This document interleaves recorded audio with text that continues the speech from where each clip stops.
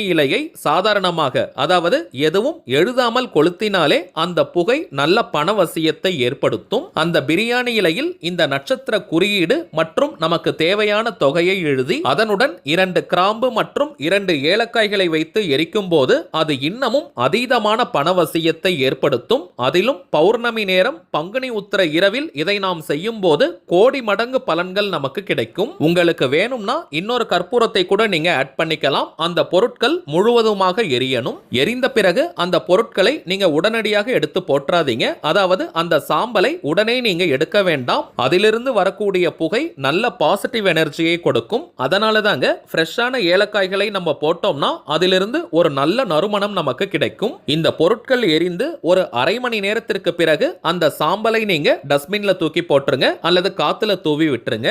அவ்வளவுதாங்க இந்த தாந்திரிகம். நம்ம சேனலை ரெகுலரா பார்க்கறவங்களுக்கு தெரியும். நம்ம அப்லோட்